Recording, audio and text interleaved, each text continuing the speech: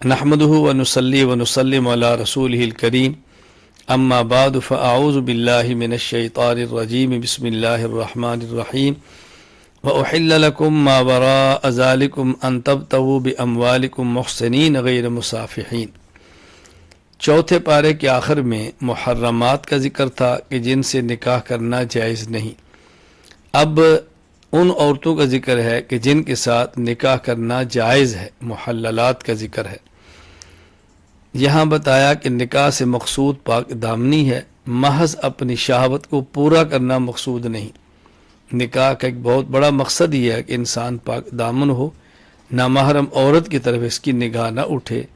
اولاد بھی مقصد ہے اور بھی مقاصد ہیں۔ یہاں اللہ تعالیٰ نے متع کو بھی حرام قرار دیا ہے، متع حرام ہے۔ متع کا خلاصہ کیا ہے؟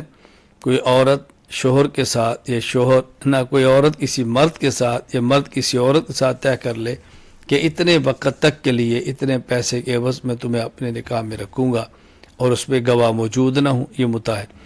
باقی اگر گواہ بھی ہوں، حق مہر بھی ہو، وہ تو متع نہیں، وہ تو نکاح ہے، اور اس میں طے شدہ کہ جب تک زندہ رہے تو میری بیوی بن کے رہو گی، ہاں کسی وجہ سے طلاق ہو جائے تو الگ ہے۔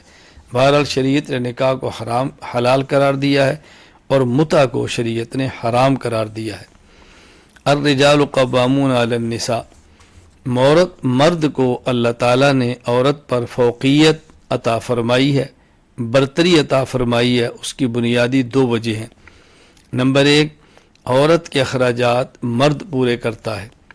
دوسری وجہ، فطرت اور طبیعت ہی اللہ نے ایسی بنائی ہے کہ مرد عورت سے برتر ہوتا ہے، مرد کو فوقیت حاصل ہوتی ہے۔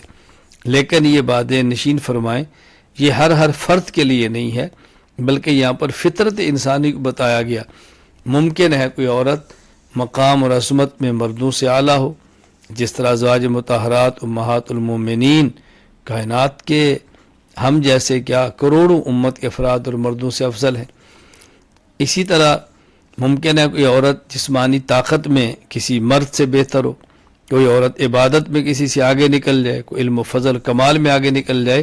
افراد کی بات یہاں نہیں ہو رہی، یا جنس سے عورت اور جنس سے مرد کی بات کی جا رہی ہے کہ مرد کی جنس عورت کی جنس سے برتر ہے، طاقتور ہے، اس کو فوقیت اللہ تعالیٰ نے عطا فرمائی ہے۔ فاعذوہن واہجروہن فی المضاجع واضربوہن، اگر بیوی نافرمان بن جائے اور سرکش بن جائے، خامد کی اطاعت نہ کرے، تو شریعت نے بتایا کہ پہلے اس کو سمجھایا جائے، نصیحت کی جائے، برے انجام سے باخبر کیا جائے، پھر بھی نہ مانے تو اس کا بستر الگ کر دیا جائے۔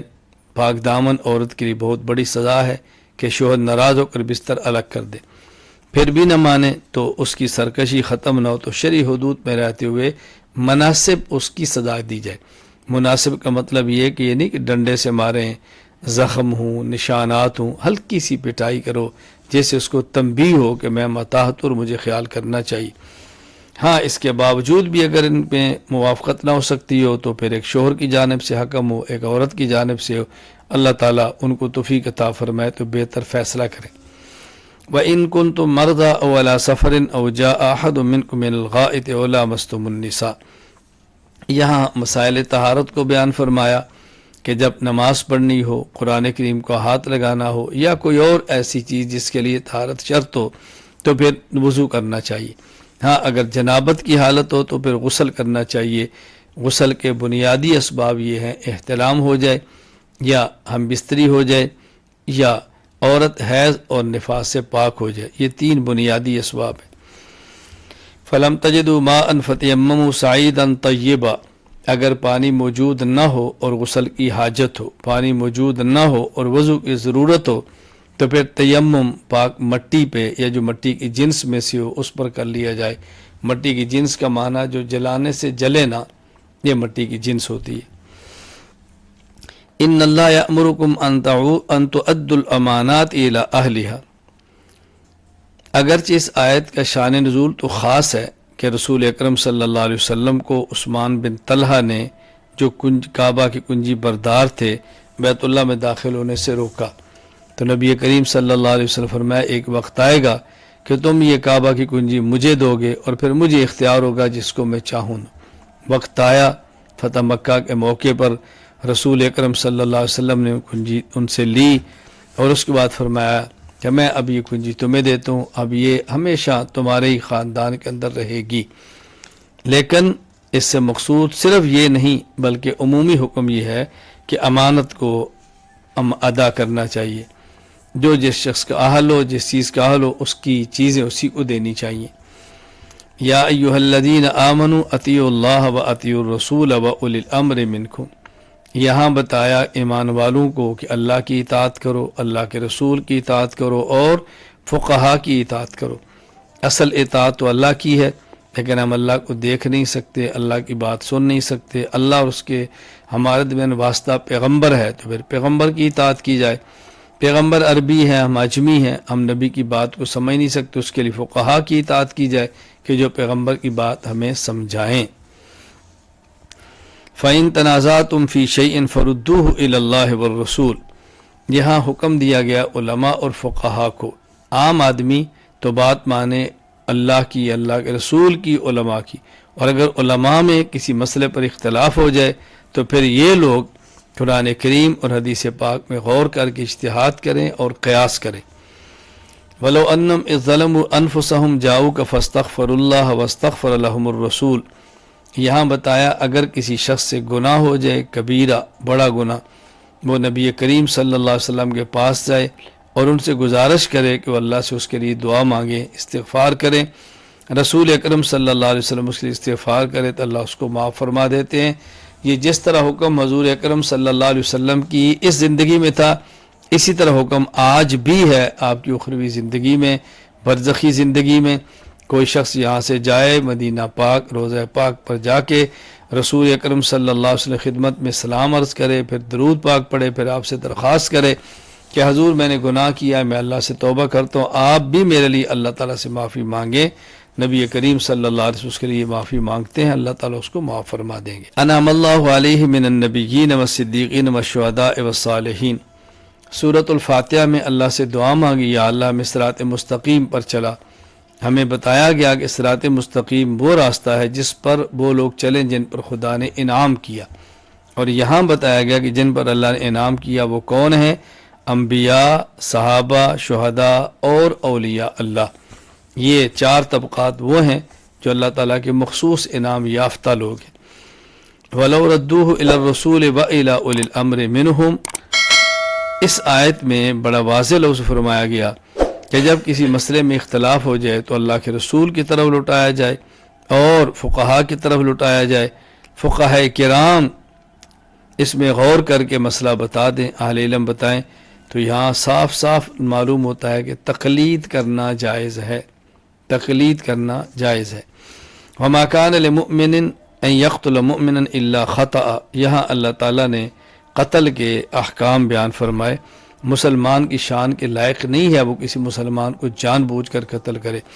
ہاں اگر کسی کوئی مسلمان اگر قتل کر دے اور جس کو قتل کیا وہ بھی مسلمان ہے اور دارالاسلام میں ہے اور قتل خطا ہوا ہے، جان بوجھ کے نہیں مارا، تو اس کو دیت بھی دینی پڑے گی جو کہ 100 اونٹ ہے یا 10,000 دینار ہیں، اور کفارہ بھی دینا پڑے گا کہ غلام کو آزاد کرے، اگر نہیں ہے تو 2 ماہ مسلسل روزے رکھے۔